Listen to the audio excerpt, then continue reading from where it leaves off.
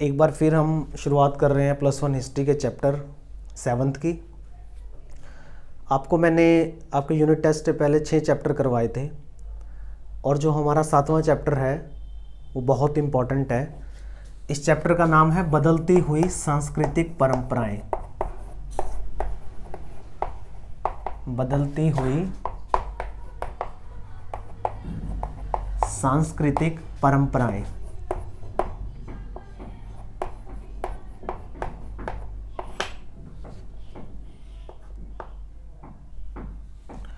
मैंने आपको बताया था कि आपकी जो 11th क्लास की हिस्ट्री है वो पूरी की पूरी यूरोपियन हिस्ट्री है और उसमें यूरोप का जिक्र बड़े पैमाने पर है।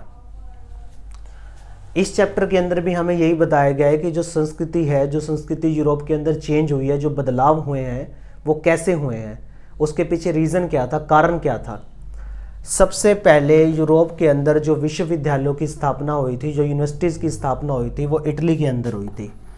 बहुत इंपॉर्टेंट क्वेश्चन है और याद रखने का क्वेश्चन है।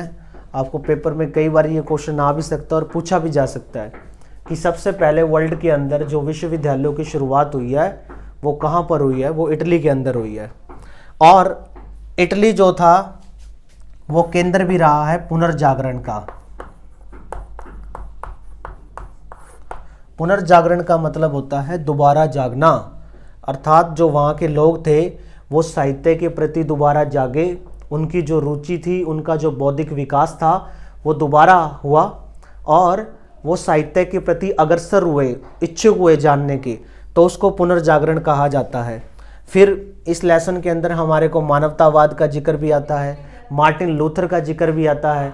जो मार्टिन लूथर था वो बहुत ही बड़ा एक चिंतक कहा जा सकता है, एक दार्शनिक कहा जा सकता है उसको, मार्टिन लूथर को। और मार्टिन लूथर जो है वो एक ऐसा दार्शनिक रहा, एक ऐसा चिंतनकारी रहा है जिसने कि जो चर्च थी, चर्च में जो बुरे कार्य हो रहे थे उनके खिलाफ आवाज़ उठाई थी। तो मार्टिन लूथर ने कैथोलिक चर्च के खिलाफ आवाज़ उठाकर प्रोटेस्टेंट चर्च की स्थापना की थी, बाद में उसको फांसी दे दी गई। तो ये सारी जो चीज़ें हैं वो हम इस चैप्टर के अंदर क्लियर करेंगे। तो सबसे पहले इसके अंदर जो आता है वो यही आता है कि पुनर्जागरण क्या है। मैंने आपको बताया कि पुनर्जागरण का मतलब है दोबारा जागना, फिर से जागना। पुनर्जागरण का मतलब है फिर से जागना, अर्थात जो यूरोप के लोग साहित्य से दूर हो गए थे वो दोबारा साहित्य के प्रति उनकी इच्छा जागृत हुई, अग्रसर हुए, उनका प्रेम जगा और वो दोबारा साहित्य को जानने लग गए। बड़े बड़े लेखक हुए, बड़े बड़े कवि हुए और जितने भी कवि और लेखक हुए हैं वो सारे यूरोप की पृष्ठभूमि से निकले हुए थे, चाहे उसमें फ्रांस हो, चाहे जर्मनी हो, चाहे इटली हो। इनका जिक्र इस चैप्टर के अंदर हमारे पास आता है।